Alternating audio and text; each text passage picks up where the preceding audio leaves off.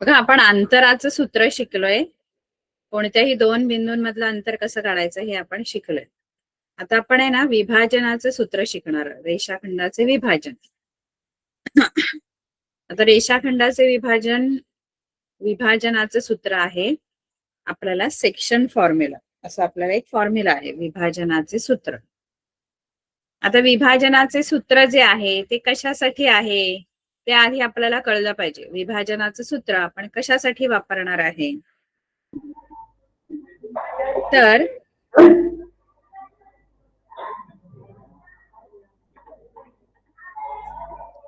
विभाजनाचे सूत्र आपल्याला शिकायचं आहे.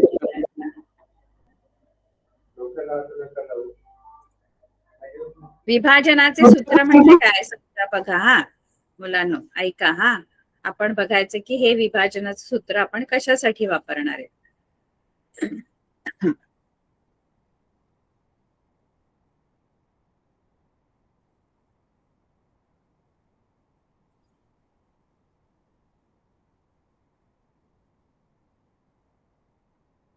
स्क्रीन दिसते सर्वांना?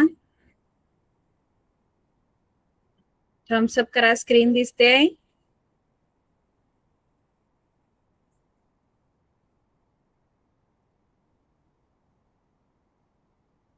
थम्सअप करा, स्क्रीन दिसते का?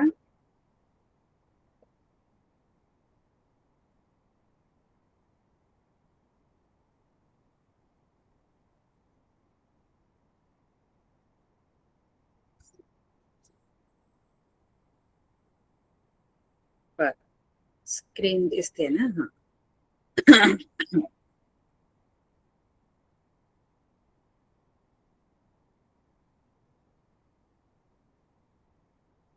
आता दिसते स्क्रीन?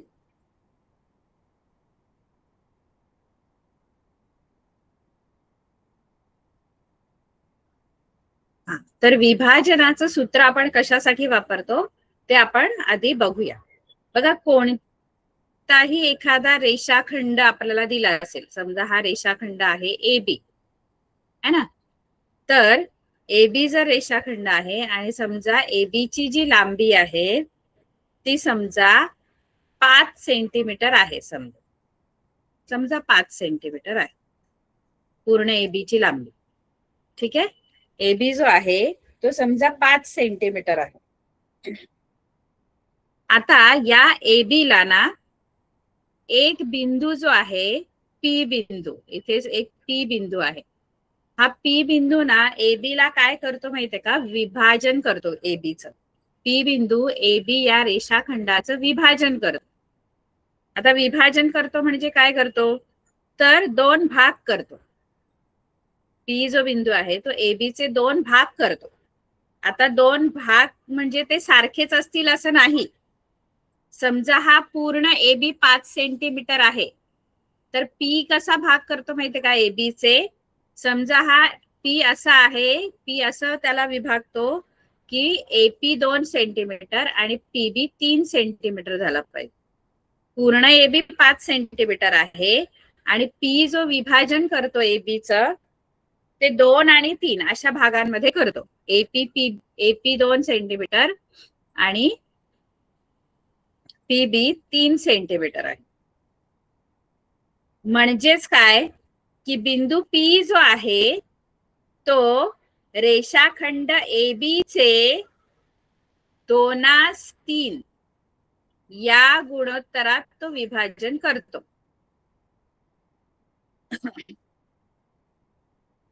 बिंदू P हा रेख AB चे, बिंदू P हा रेख AB चे 2:3 म्हणजे काय, तर पूर्ण 5 आहे. तर AP 2 P कसा आहे, तर P कसा आहे तर बरोबर मधोमध नाहीये P, तर P हा 2 भाग करतोय AB चे, पण कसे करतो, एक 2 सेंटीमीटरचा इकडचा आणि इकडचा 3 सेंटीमीटरचा. म्हणजेच तो P जो आहे तो AB चे 2:3 या गुणोत्तरात विभाजन करतो. समजा एक हा दुसरा रेषाखंड आहे PQ. आणि PQ रेषाखंडाचे ए जो आहे बिंदू ए, बघा बिंदू ए मी PQ मध्ये लिहिलाय. मग बिंदू ए मुळे पण PQ चे दोन भाग होतात. बिंदू ए मुळे PQ चे दोन भाग होतात. कोणते दोन भाग होतात PQ चे? बिंदू ए मुळे दोन तुकडे कोणते होतात बिंदू ए मुळे PQ चे? सांगू शकाल का कोण? बिंदू ए काढला, ह्या बिंदू इथे आल्यामुळे ह्या पूर्ण PQ जो आहे, हा पूर्ण जो रेषाखंड आहे PQ, त्या PQ चे कोणते दोन भाग होतात बरं? एक आहे PA, म्हणजे हा P पासून A हा एक तुकडा बनतो, आणि दुसरा आहे AQ. बरोबर?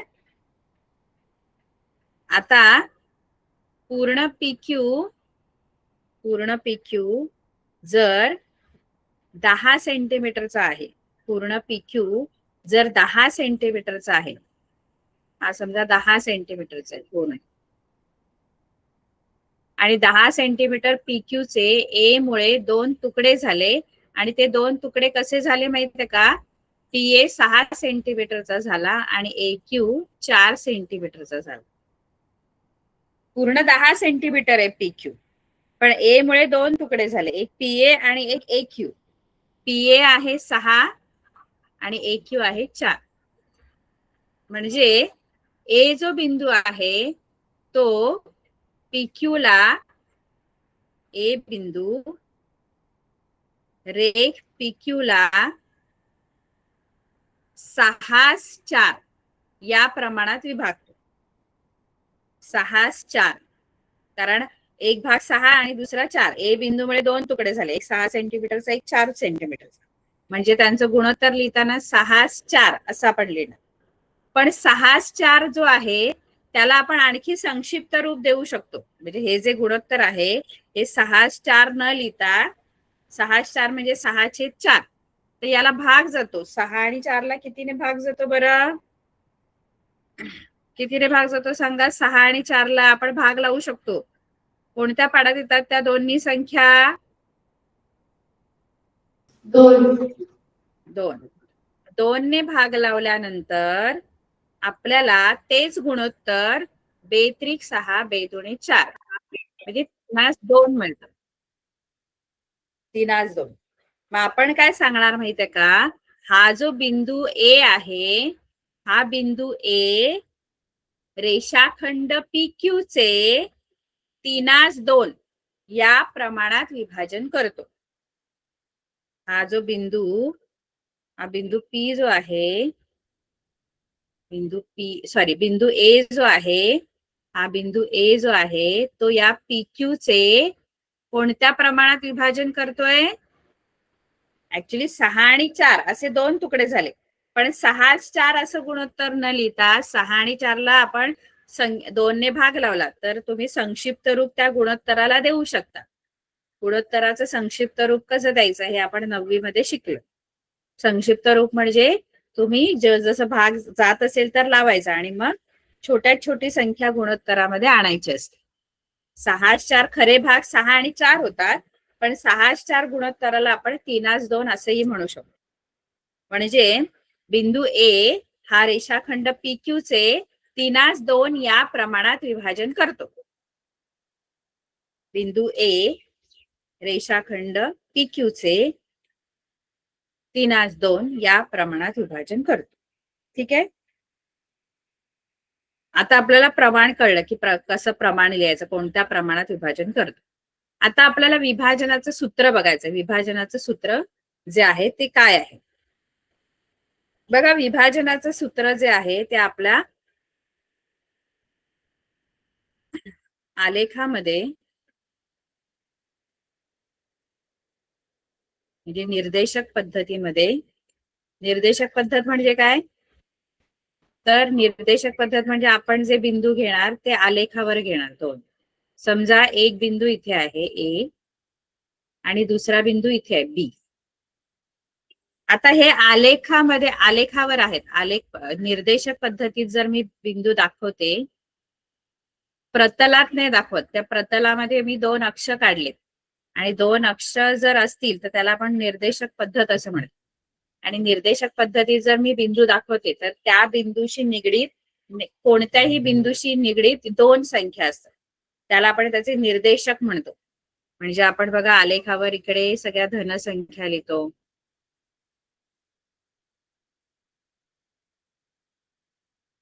आणि इकडे ऋण लिहितो, मध्ये शून्य लिहितो, हे शून्य लिहितो, वरती धन लिहितो. बरोबर आहे की नाही? तर आलेखामध्ये प्रत्येक बिंदूशी निगडीत दोन संख्या असतात. एक असतो एक्स निर्देशक पहिला आणि दुसरा असतो वाय निर्देशक. बरोबर? मग एक हा जो बिंदू आहे बी चे निर्देशक काय असणार? एक्स वरची संख्या 5 आणि वाय वरची संख्या 3. आणि हा ए जो आहे त्याचे निर्देशक ऋण 4 आणि ऋण 2 असे. म्हणजे दोन संख्या निगडीत आहेत. निर्देशक दोन असतात, प्रत्येक बिंदूचे निर्देशक दोन आहेत. पहिला एक्स निर्देशक असतो आणि दुसरा वाय निर्देशक असतो. आता मला विभाजनाचं सूत्र कशासाठी आहे माहित आहे का? समजा मी हे ए आणि बी जोडलं, ए आणि बी जोडलं तर ए बी रेषाखंड तयार होतो. एक रेषाखंड तयार झाला ए बी. तर ए बी जो रेषाखंड आहे त्या रेषाखंडाला समजा एक बिंदू आहे इथे पी. तो पी काय करतो? एबी चे विभाजन करतो. जसं मगाशी मी तुम्हाला सांगितलं, एखाद्या रेषाखंडाच्या मध्ये एखादा बिंदू आपण टाकला तर त्या रेषाखंडाचे तुकडे करतो, भाग करतो, म्हणजे त्याला विभाजन करतो. तो विभाजन कोणत्या गुणोत्तरात करतो? समजा इथे हा जो पी आहे तो 3:2 या गुणोत्तरात समजा एबी ला विभाजन त्याचं करत असेल.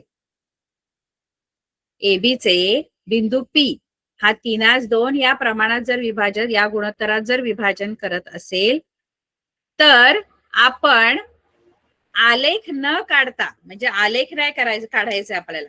आता मी तुम्हाला आलेख दाखवलाय, पण आलेख न काढता सूत्राचा वापर करून, आपल्याला एक सूत्र दिलेलं आहे विभाजनाचे सूत्र, त्या सूत्राचा वापर करून पी चे निर्देशक मला मिळू शकतात. पी जो आहे की नाही बिंदू पी, त्याचे पण काहीतरी निर्देशक असणार ना. जसे ए चा आहे आणि बी चे निर्देशक आहेत दोन, तसंच जो विभाजन करणारा बिंदू आहे ए बी चं विभाजन करणारा जो पी बिंदू आहे, एका कोणत्या तरी गुणोत्तरात तो विभाजन करतो. 3:2 असेल, 1:2 असेल, 2:3 असेल, गुणोत्तर काही असेल. बिंदू ए आणि बी चे निर्देशक पण काही असतील. अशा बिंदूंना जोडणारा जो रेषाखंड आहे त्यांचं विभाजन करणारा पी बिंदू, त्याचे पण निर्देशक असणार ना, कारण तो आलेखात आहे, आलेखावर आहे तो बिंदू. आलेख न काढता आपल्याला पी बिंदूचे निर्देशक शोधता येतात. मी हे जे बोलली तुम्हाला ते कळलं का तुम्हाला? की आपल्याला विभाजनाचं सूत्र कशासाठी वापरायचंय? तर जो विभाजन करणारा बिंदू आहे त्याचे निर्देशक शोधण्यासाठी, ते पण आलेख न काढता. हे कळलं का तुम्हाला? कळलं असेल तर थम्सअप करा. आपल्याला आलेख न काढता, आलेख काढायचा नाहीये, सूत्र वापरायचे. सूत्र वापरून आपण काय करणार आहोत? तो जो विभाजन करणारा बिंदू आहे त्याचे काय शोधणार आहोत? निर्देशक. एक एक्स निर्देशक आणि दुसरा वाय निर्देशक.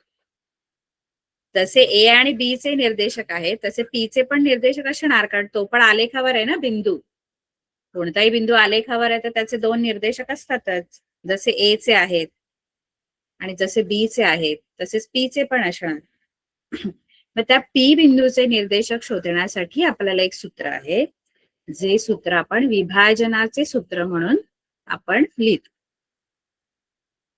बघा असा आलेखावर असा हा ए बिंदू आहे आणि हा बिंदू बी आहे, आणि ए बी रेषाखंडाचे पी बिंदू जो आहे तो विभाजन करतो कोणत्या तरी गुणोत्तर. समजा एमासेन असं गुणोत्तर आहे, हे गुणोत्तर काही असू शकतं. मग त्याचे पी बिंदूचे निर्देशक कसे काढायचे, तर त्याच्यासाठी आपल्याला एक सूत्र आहे. सूत्र कशासाठी आहे ते कळलं पाहिजे. नुसतं सूत्र आहे आणि आपण वापरतो, पण कशासाठी दिलेले आहे, त्याच्यातून आपण काय शोधतो ते पण कळलं पाहिजे ना. समजा असा रेषाखंड आहे, आलेखावर आहेत हे बिंदू. समजा आता तर मी असेच काढले, पण ए आणि बी आलेखावर आहेत असं आपण समजायचं. आता ए आणि बी जर आलेखावर आहेत तर त्यांचे काहीतरी निर्देशक असणार. मग ए चे निर्देशक समजा x1 y1 आहेत आणि बी चे निर्देशक आहेत x2 y2.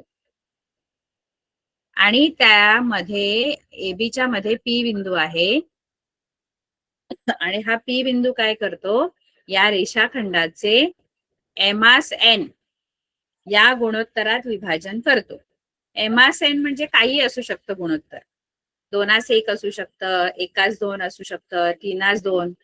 मग आपण एक समजूया की एमास एन. एम म्हणजे पहिली संख्या, जसं 3:2 असेल तर M3 घ्यायचा, N2 घ्यायचा, असं त्याचा अर्थ होतो. एवढं कळलंय का? मी काय बोलली ते कळतंय का? थम्सअप करा बरं. जागे आहेत ना सगळे? बरं, जागे आहेत की नाही? थम्सअप करा सगळ्यांनी. हात असं डावा हात वेव करा असा. डावा हात सगळ्यांनी, डावा हात. Left hand, left hand.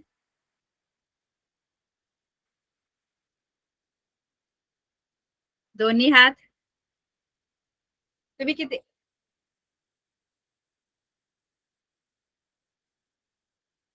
अरे बाकीचे नाही. खडकी, खडकी आश्रम स्कूल. सगळ्यांनी हात वरती करा. गर्ल्स, मुली.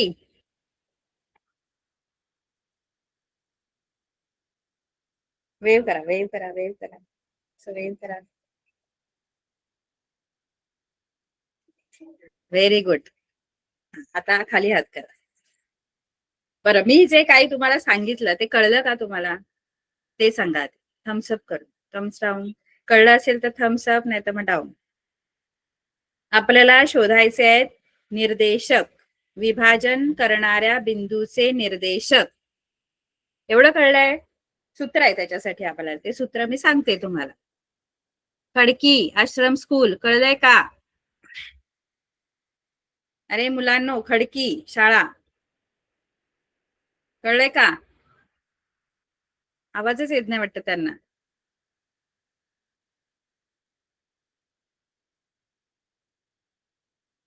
बर, या शाळेचे विद्यार्थी खूपच छान आहेत. गुलाब म्हणून जॉईन झालेली जी मुलं आहेत खूपच छान आहेत. Very good. बर, तर आपल्याला पी बिंदूचे निर्देशक कसे मिळतील, तर पी बिंदूचे दोन निर्देशक असणार, एक एक्स निर्देशक आणि एक वाय निर्देशक. तर एक्स निर्देशक आणि वाय निर्देशक कसा मिळेल बरं? तर एक्स निर्देशक जो आहे पी बिंदूचा, पी बिंदूचा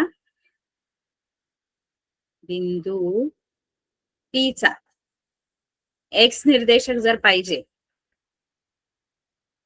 तर त्याच्यासाठी सूत्र आहे mx2 अधिक nx1 छेद m अधिक n.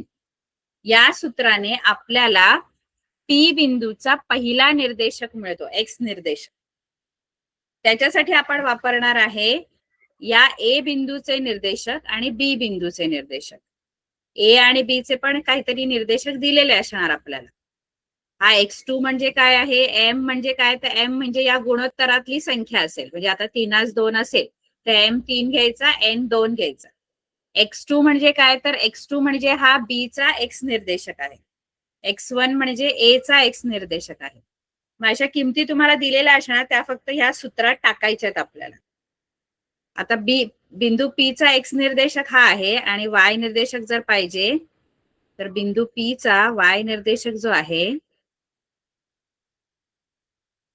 तो my2 अधिक ny1 छेद m अधिक n असं सूत्र आहे. या दोन्ही सूत्राने आपल्याला पी बिंदूचे निर्देशक मिळतात. दोन निर्देशक आहेत, एक एक्स निर्देशक असतो आणि वाय निर्देशक. पी बिंदूचा एक्स निर्देशक या सूत्राने मिळतो, mx2 अधिक nx1 छेद m अधिक n, आणि वाय निर्देशक साठी my2 अधिक ny1 छेद m अधिक n. हे सूत्र लक्षात ठेवायचं. आता हे वापरायचंय आपल्याला.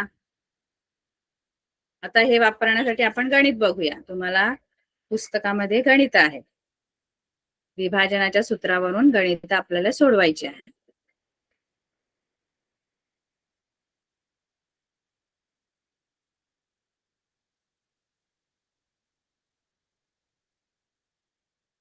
मध्यबिंदूचं पण एक सूत्र आहे, एक गुरुत्व मध्याचं सूत्र आहे, मध्यगा संपातचं, मध्यगा संपात बिंदूचं. आधी आपण विभाजनाचं सूत्र कसं वापरायचं ते बघूया. गणित बघूया आपण एखादं, म्हणजे तुम्हाला आयडिया येईल की कसं आपल्याला शोधायचं आहे. बघा, पहिलं गणित आपण घेऊया. जर पी बिंदू हा, म्हणजे पी बिंदू जो आहे हा ए (1,7) आणि बी 4,3, म्हणजे दोन बिंदू आहेत ए आणि बी. या ए आणि बी यांना जोडणाऱ्या रेषाखंडाचे 2/3 या गुणोत्तरात विभाजन करत असेल. कोण करतोय विभाजन? तर पी बिंदू. पी बिंदू हा ए आणि बी यांना जोडणारा जो रेषाखंड आहे त्याचं 2/3 या गुणोत्तरात विभाजन करत असेल तर पी बिंदूचे निर्देशक काढा. तर बिंदू पी चे तुम्हाला निर्देशक काढायचे आहे. प्रश्न कळला? पी जो आहे तो ए बी चं विभाजन करतोय. आता ए कसा आहे, बी, प्रत्येकाचे तुम्हाला निर्देशक दिलेले आहेत. असं दिलंय ए बी, असा ए चे निर्देशक दिलेत. ए चे निर्देशक काय दिलेले आहेत तुम्हाला बघूया आपण. (1,7) आणि बी चे निर्देशक दिलंय 4,3. आणि पी बिंदू जो आहे, इथे पी आहे, तो या ए बी ला 2/3 या गुणोत्तरात ए बी चं विभाजन करतोय. पी बिंदू विभाजन करतोय 2/3 या गुणोत्तर. तर आपल्याला पी या बिंदूचे दोन्ही निर्देशक मला शोधायचे आहेत. पी बिंदूचे निर्देशक. तर पी बिंदूच्या निर्देशकासाठी आपण सूत्र लिहिले. आधी आपण सगळं लिहून घेऊया. काय सगळं म्हणजे काय लिहून घ्यायचंय? सगळं म्हणजे आता हा ए जो आहे त्या ए चे जे निर्देशक आहेत (1,7), ते (1,7) म्हणजे तो x1 आणि y1 आहे. म्हणजे सूत्रामध्ये जिथे x1 आहे तिथे (1) टाका, y1 आहे तिथे 7 टाका. बी चे निर्देशक आपण काय घेतो? x2 y2 घेतो. दुसऱ्या बिंदूचे निर्देशक आपण x2 y2, पहिल्या बिंदूचे x1 y1 आणि दुसऱ्या बिंदूचे x2 y2. म्हणजे जिथे सूत्रामध्ये x2 आहे तिथे 4 टाकायचं आणि y2 आहे तिथे (3) टाकायचं.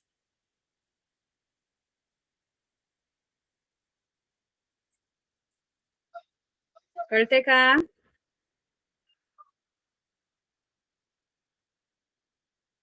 बर, म्हणजे x2 4 आहे, y2 (3) आहे. आणि एमासेन म्हणजे जे गुणोत्तर दिलंय आपल्याला ते 2/3 आहे. म्हणजे जिथे एम आहे तिथे 2 टाका आणि जिथे एन आहे तिथे 3 टाकूया आपण. आणि सूत्र आता आपण लिहूया आणि सूत्रामध्ये ह्या किमती टाकायच्या. तर पी बिंदूचा पहिला जो निर्देशक आहे एक्स निर्देशक, तो कसा काढायचा त्याच्यासाठी आपण सूत्र बघितलं मगाशी.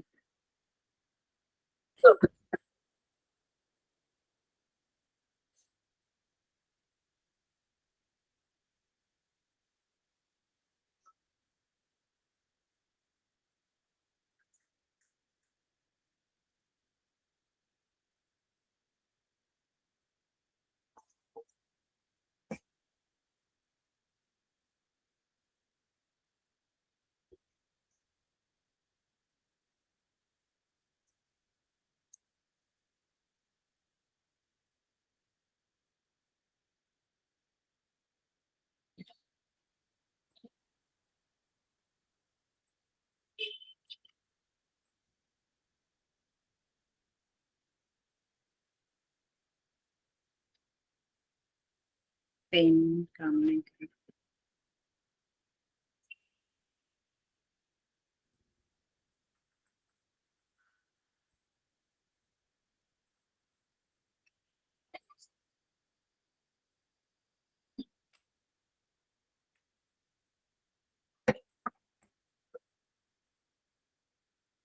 तर इथे एमासेन जो आहे तो 2:3 आहे. आता आपण सूत्र लिहूया. बघा, दोन निर्देशक असतात, बरोबर आहे. एक एक्स निर्देशक, पी चे निर्देशक काढायचे ना आपल्याला. पी बिंदूचे दोन निर्देशक आपल्याला काढायचे, एक्स निर्देशक आणि वाय निर्देशक. एमासेन जे आहे ते 2:3 दिलेलं आहे. पी चा एक्स निर्देशक जो आहे, बिंदू पी चा एक्स निर्देशक जो आहे त्याचं सूत्र काय आहे? mx2 अधिक nx1 छेद m अधिक n. आता किमती टाकूया याच्यामध्ये, या सूत्रामध्ये. बघा, mx2, m म्हणजे एमासेन मधला m किती आहे? m किती आहे सांगा बघू. पुणेने सांगितलं तरी चालेल मला. किती आहे m? एमासेन किती दिलेला आहे? गुणोत्तर किती दिलेला आहे? 2:3. मग 2 m ची किंमत 2 टाकायची आणि n ची 3. आता इथे mx2, m 2 आहे, 2 आहे आणि x2 किती आहे बरं?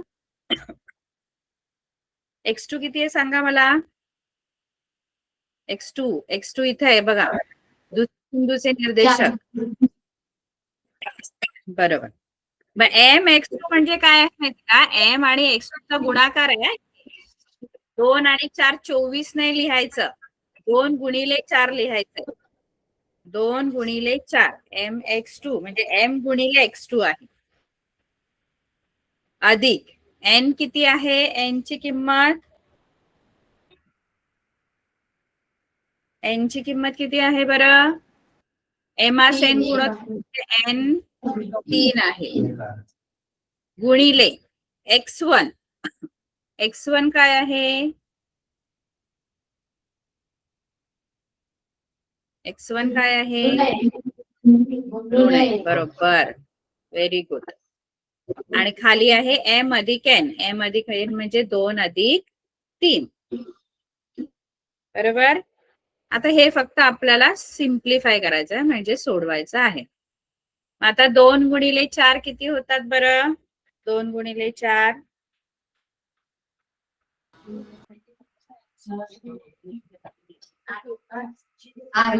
8 झाले, बरोबर आहे. हे 8 अधिक 3 गुणिले ऋण 1 किती होतात? 3 गुणिले ऋण 1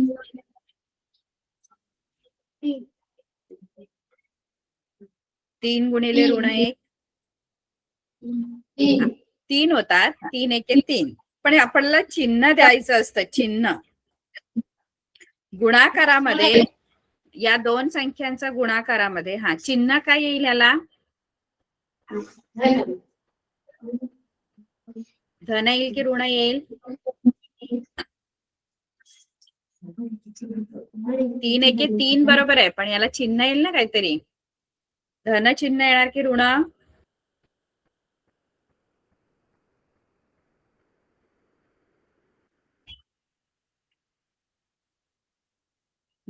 गुणाकारामध्ये ना, गुणाकारामध्ये मोठ्या संख्येचं चिन्ह नसतं द्यायचं. मोठ्या संख्येचे चिन्ह बेरीज वजाबाकीमध्ये द्यायचं असतं. इथे गुणाकार आहे. गुणाकारामध्ये कसं चिन्ह द्यायचं असतं? गुणाकारामध्ये दोन्ही संख्यांचं मिळून जे चिन्ह तयार होतं, म्हणजे काय? दोन्ही संख्यांचं चिन्ह काय आहे? 3चं चिन्ह प्लस आहे, अधिक आहे, धन आहे.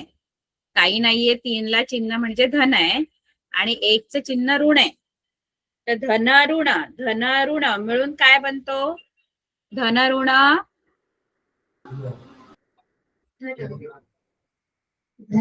नाही, धन ऋण धन नाही. ऐका, नेहमी लक्षात ठेवायचं गुणाकारामध्ये. ऐका ऐका ऐका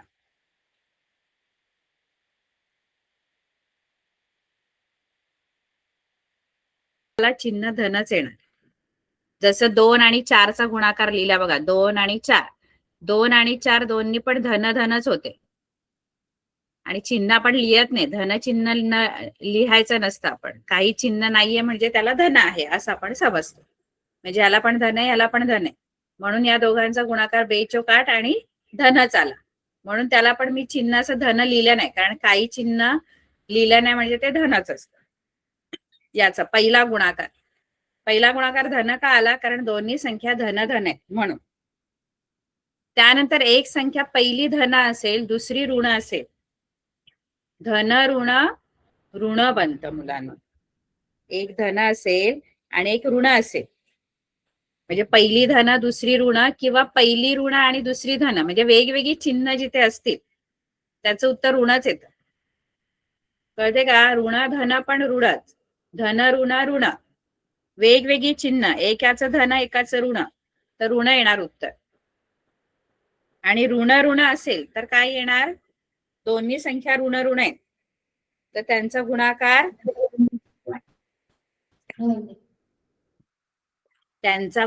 धन येतो, धन.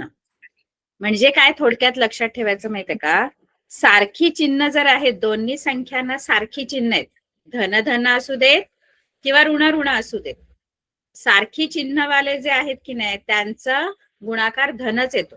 म्हणजे उदाहरणार्थ हे बघा, मी तुम्हाला सांगते, आपण उदाहरण घेऊया. मी समजा तुम्हाला सांगितलं ऋण 8 गुणिले 3 असं समजा तुम्हाला विचारलं. ऐकताय ना सगळे? खडकी गव्हर्नमेंट आश्रम स्कूल, हात वरती करा.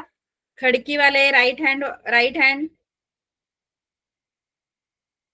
खडकी आश्रम शाळा उजवा हात वर करा. उजवा हात वर करा. खडकी आश्रम शाळा. Right hand. उजवा डावा नाही, उजवा कोणता? Right hand. सगळ्यांनी मुलांनी डावा हात वर केलाय. राईट आणि लेफ्ट कळत नाही का? राईट हँड वरती करा. उजवा. मी दिसते तसा हात वरती करा का? मी तुम्हाला मिरर इमेज आहे.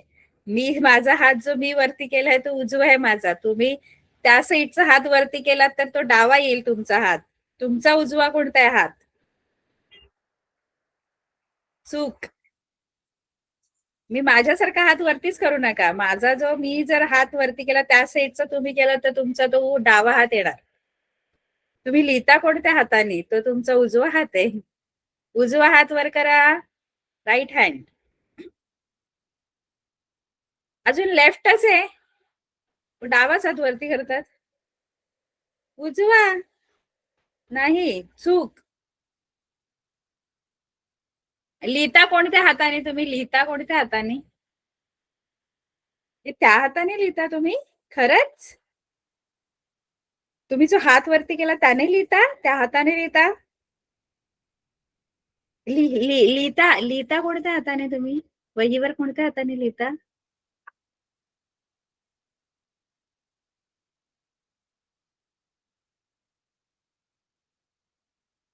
लिहिण्याचा हात तुमचा हा, तुम्ही जो वरती केला तो आहे.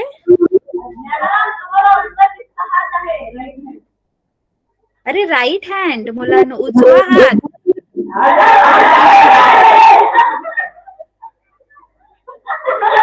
अरे तो उजवा हात आहे तुमचा.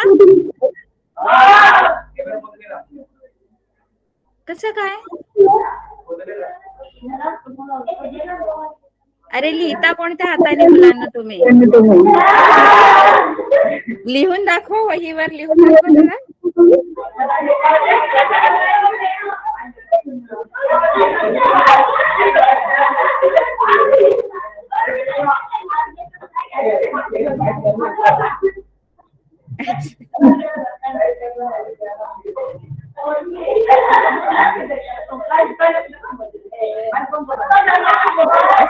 अच्छा, गुलाब शाळेचे विद्यार्थी उजवा हात वरती करा बघू.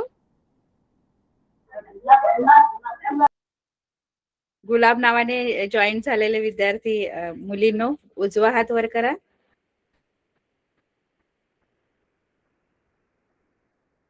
त्यांचा बरोबर बघा, त्यांचा हात अपोजिट आहे माझ्या, तुमचं कसं तोच आहे, काहीतरी प्रॉब्लेम आहे. ठीक आहे, मला समजून घ्यावा लागेल काय प्रॉब्लेम आहे. आणि ऐकताय ना तुम्ही सगळे खडकीवाले, काय शिकतोय आपण? सगळे गप्पा मारण्यात बिझी आहेत. आपल्याला आलं पाहिजे, 10वीचं आपल्याला वर्ष आहे की नाही, आपल्याला समजलं पाहिजे की नाही. येतं सगळं तुम्हाला? येत असेल तर चांगली गोष्ट आहे, हुशार आहात तुम्ही मुलं. बघा, जर तुम्हाला येतंय तर मला याचं उत्तर सांगा. ऋण 8 गुणिले 3 किती उत्तर येणार खडकीवाले? ऋण 8 गुणिले 3,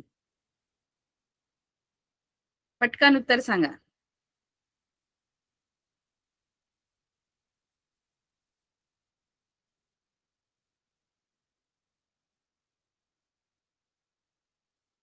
ऋण 8 गुणिले 3 किती उत्तर येणार? बघा, आपण काय बघितलं, जर समान चिन्ह असतील तर त्यांचा गुणाकार धन येतो, म्हणजे समान धन धनवाल्यांचा गुणाकार धन येणार. ऋण ऋणवाले आहेत त्यांचा पण गुणाकार धन येतो. म्हणजे सारखी चिन्ह ज्यांना आहेत, दोन्ही संख्यांना जर सारखी चिन्ह असतील तर उत्तराला गुणाकारामध्ये, बेरीज वजाबाकीमध्ये आपण मोठ्या संख्येचे चिन्ह देतो, पण गुणाकारात मोठ्या संख्येचे चिन्ह नाही देत आपण. गुणाकारामध्ये आपण दोन्ही चिन्ह मिळून जे चिन्ह तयार होतं ते उत्तराला देतात. दोन्ही चिन्ह मिळून चिन्ह म्हणजे काय, तर धन धन धन बनतं, ऋण ऋण धन बनतं. ऋण ऋण असेल तर ऋण नाही बनत. खूप मुलांना कन्फ्युजन असतं की धन धन धन बनलं ना मग ऋण ऋण ऋण बनेल, तर तसं नाही, ऋण ऋण धन बनतं.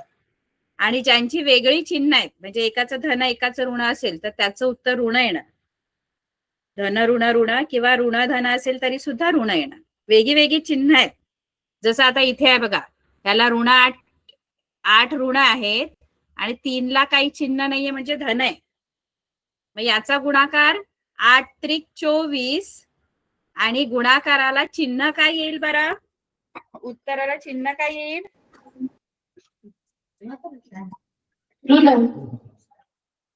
हा, ऋण येणार.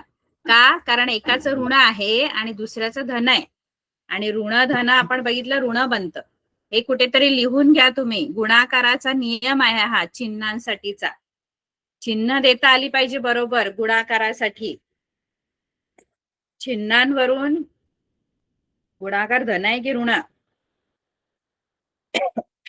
ते आपल्याला लिहिता आलं पाहिजे.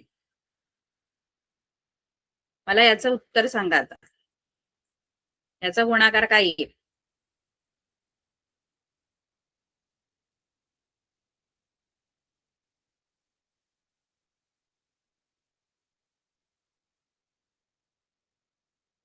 ऋण 7 गुणिले ऋण 5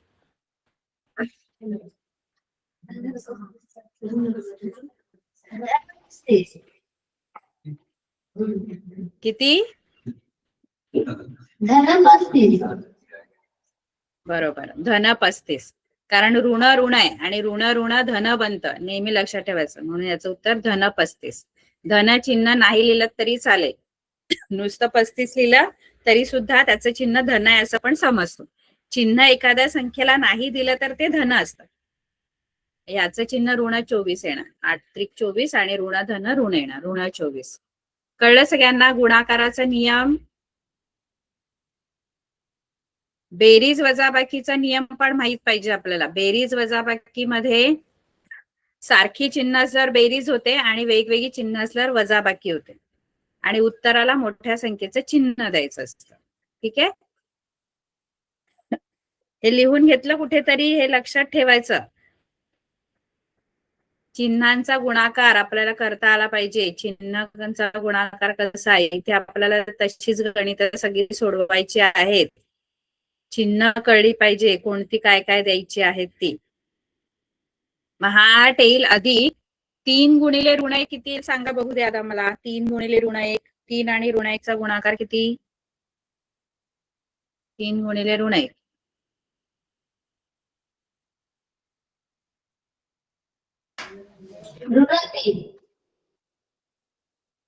ऋण 3. बरोबर. एक असं गाणंच पाठ करून ठेवायचं, धन धन धन धन ऋण ऋण ऋण धन ऋण आणि ऋण ऋण धन. पाठ करून ठेवायचं म्हणजे आपल्याला कळतं पटकन काय. बघा किंवा एक आयडिया लक्षात ठेवायची की सारखी चिन्ह असतील ना, समान चिन्ह म्हणजे दोन्ही पण धन धन किंवा दोन्ही पण ऋण ऋण आहे, तर मग उत्तर धन येतं. धन बघा, धन धन पण धन आणि ऋण ऋण पण धनच बनतं. म्हणजे समान चिन्ह असतील तर उत्तर धन येणार आणि वेगवेगळी चिन्ह असतील म्हणजे एकाला धन, पहिल्याला धन, दुसऱ्याला ऋण असेल किंवा पहिल्याला ऋण दुसऱ्याला धन असेल तर उत्तर ऋण येतं. लक्षात राहील हे. समान चिन्ह असेल तर उत्तर धन येतं आणि वेगवेगळी चिन्ह असतील, विरुद्ध चिन्ह, एक धन एक ऋण, तर उत्तर ऋण येतं. लक्षात राहील हे. लक्षात ठेव. आणि 2 अधिक 3 5 येणार इथे खाली. आता इथे काय झालंय, वरती आहे ना 8 लिहायचे आणि इथे एक 2 चिन्ह लागोपाठ आलेत बघा. एक धन आहे आणि एक ऋण आहे. अशी 2 चिन्ह जर लागोपाठ आहेत तर ती एकत्र करायची. धन ऋण, धन ऋणाचं काय बनतं सांगितलं मगाशी. धन, हा धन आहे आणि हा ऋण आहे, त्यांचं काय बनेल.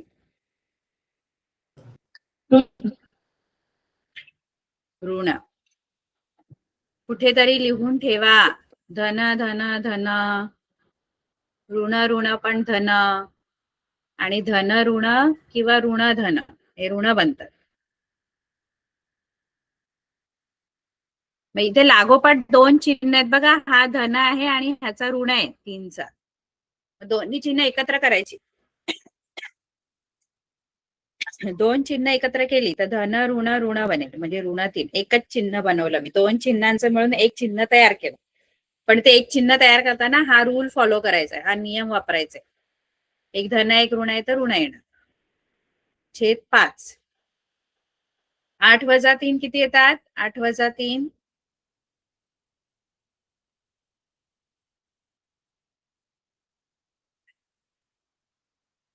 8 वजा 3 किती.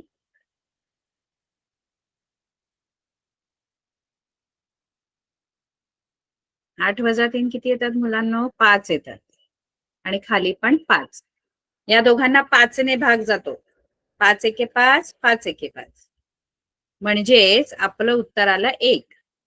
एक काय आलंय बरं. एक जो आहे ते उत्तर कसलं आहे, तर जो बिंदू पी आहे इथे, जो हा बिंदू पी आहे ना, या पी बिंदूचा पहिला निर्देशक मला मिळाला, एक्स निर्देशक, तो 1 मिळालेला आहे. आता दुसरा एक निर्देशक वाय मला शोधायचा आहे. त्याच्यासाठी दुसरं सूत्र वापरायचं आहे बघा. बिंदू पी चा वाय निर्देशक. वाय निर्देशक साठी सूत्र काय आहे. my2 अधिक ny1 छेद m अधिक n. कळते का.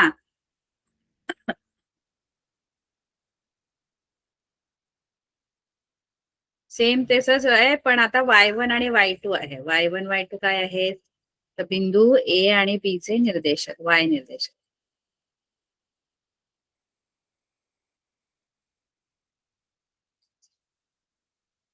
तुम्हाला शोधता येईल का वाय निर्देशक सूत्रात किमती टाकून.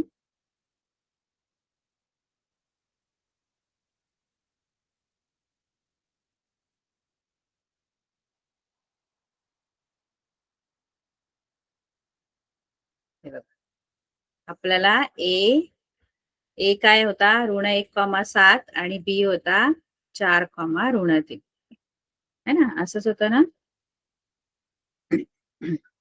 आता वाय निर्देशक शोधायचं आहे आपल्याला अजून आणि एमास एन आहे 2 3. आता बिंदू पी जो आहे त्याचा पहिला निर्देशक मला 1 मिळालाय. आता पहिला एक्स निर्देशक जो आहे तो 1 मिळालेला आहे. आता वाय निर्देशक मला शोधायचंय. तर बिंदू पी चा वाय निर्देशक जो आहे त्याचं सूत्र काय आहे.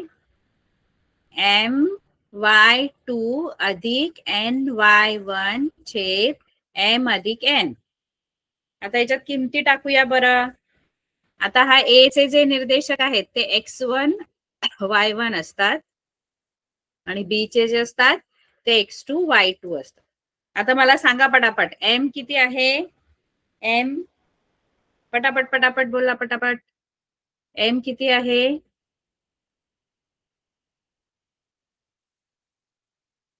एम एम 2 बरोबर. हा 2 टाकूया इथे एमच्या जागेवर. मध्ये काय आहे? एम आणि y2 मध्ये कसले चिन्ह टाकायचंय? एम आणि y2 मध्ये गुणाकार. ठीक आहे. y2 किती आहे?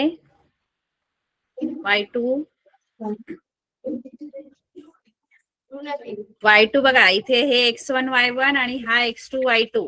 y2 किती आहे? ऋण 3 कंसात लिहायचे. अधिक n किती आहे? n 3. 3 गुणिले y1 किती आहे? y1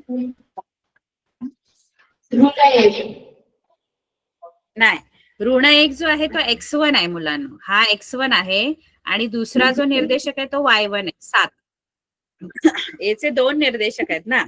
हा ऋण 1 मगाशी वापरला आपण, मगाशी x निर्देशक काढण्यासाठी, कारण ऋण 1 x1 आहे. आपल्याला इथे y1 पाहिजे. y1 किती आहे? 7. 3 गुणिले इथे 7. n 3 आहे आणि y1 7 आहे. आणि खाली m अधिक n. m किती आहे? 2 अधिक 2 अधिक n किती आहे? 3. ठीक आहे. असं सूत्रात किमती टाकायच्या. आता तुम्हाला मी सांगितलंय गुणाकार कसा करायचा. मला सांगायचं उत्तर. 2 गुणिले ऋण 3 किती होणार? 2 गुणिले ऋण 3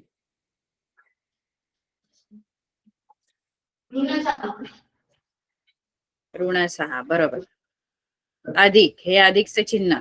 3 गुणिले 7. 3 गुणिले 7 किती होतात? 21. धन 21. तो धन नाही लिहिला तरी चालतो चिन्ह, नुसतं 21 लिहा. 2 अधिक 3 5 होतात खाली. ठीक आहे. आता गुणाकार करून झाला. आता बेरीज वजाबाकीचा नियम वापरावा लागेल इथे. आता ऋण 6 आणि धन 21 यांची आपल्याला बेरीज होणार की वजाबाकी? मध्ये जरी बेरजेचं चिन्ह असलं तरी बेरीज करायची की वजाबाकी हे चिन्हावरून ठरतं. समान चिन्ह असतील तर बेरीज होते आणि वेगवेगळी चिन्ह असतील तर वजाबाकी होते. मग ह्या दोघांची काय होईल? बेरीज होईल की वजाबाकी? वजाबाकी. किती येईल वजाबाकी? कारण चिन्ह वेगवेगळी आहेत. एकाला 6 ला ऋण चिन्ह आहे, 21 ला धन आहे, त्यामुळे दोघांची वजाबाकी होते. वजाबाकी किती येईल बरं?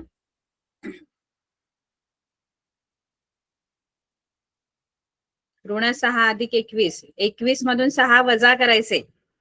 मोठ्या संख्येतून लहान संख्या वजा करायची. 6 मधून 21 नाही जात. मोठ्या संख्येतून लहान संख्या वजा करायची आणि चिन्ह मोठ्या संख्येचं द्यायचं. काय येईल उत्तर? ऋण 6 अधिक 21 च 15. धन 15 की ऋण 15?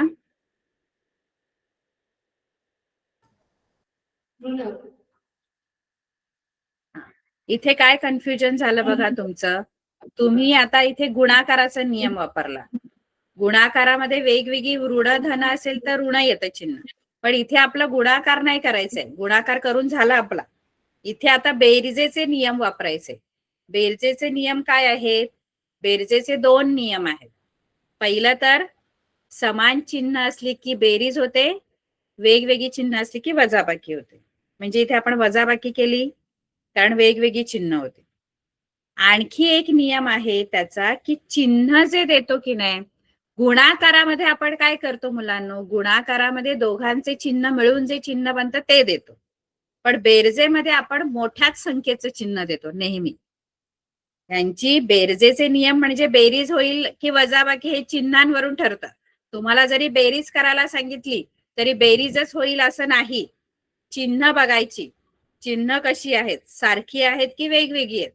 मग त्याप्रमाणे सारखी असतील तर बेरीज करा, वेगवेगळी असतील तर वजाबाकी करा आणि आलेल्या उत्तराला मोठ्या संख्येचं चिन्ह द्यायचं. हा बेरजेचा नियम आहे.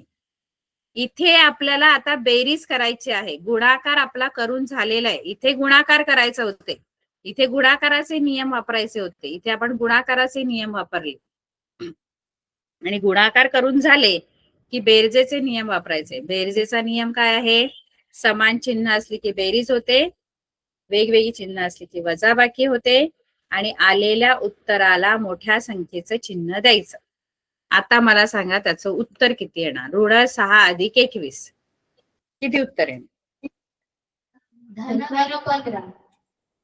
हा, धन 15. कन्फ्युज होऊ नका. इथे आता गुणाकार नाहीये, त्यामुळे दोन्ही संख्यांचे चिन्ह मिळवू नका. बेरीज वजाबाकीमध्ये मोठ्याच संख्येचं चिन्ह द्यायचं असतं, म्हणून 15, धन 15. धनचिन्ह नाही लिहिलं तरी चालतं. आणि खाली 5. 5 आणि 15ला 5 ने भाग जातो. 5 1 5, 5 3 15. म्हणजे आलं उत्तर तुमचं 3. म्हणजे बिंदू पी चा जो वाय निर्देशक आहे, दुसरा निर्देशक जो आहे तो 3 आलेला आहे. पहिला निर्देशक 1 आला आणि दुसरा निर्देशक 3 आला. 2 निर्देशक शोधायचे होते की नाही बिंदू पी चे? मग अशी आधी आपण एक्स निर्देशक शोधला या सूत्रावरून, mx2 अधिक nx1 भागिले m अधिक n. तो 1 आला आणि my2 अधिक ny1 छेद m अधिक n या सूत्रानुसार दुसरा पण निर्देशक मला मिळाला 3. म्हणून बिंदू पी चे जे 2 निर्देशक बनतात ते 1,3 असे बनतात. बिंदू पी जो आहे त्याचे 2 निर्देशक बनतात 1,3. कळलं सगळ्यांना सूत्र कसं वापरायचं?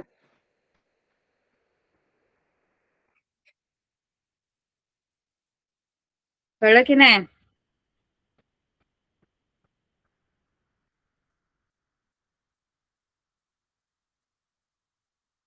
थम्सअप करा. कळलंय का? Very good. बर, आता यातली गणित जी आहेत बाकीची ती सोडवून बघा. इथे बघा तुम्हाला गणित दिलेली आहे. पी क्यू, मग हे x1 y1 घ्यायचं, पहिल्या बिंदूचे निर्देशक. हे x2 y2 घ्यायचं आणि हा m:n घ्यायचं जे गुणोत्तर दिलेलं आहे. आणि सेम सूत्र वापरून तुम्ही त्या बिंदूचे x निर्देशक आणि y निर्देशक काढायचं. जमेल का? सगळ्यांना जमेल? प्रयत्न करा. ठीक आहे? ठीक आहे, आपली वेळ संपलेली आहे. आपण आता थांबूया. अभ्यास करा. हा, ठीक आहे. होमवर्क करायचं. Good bye.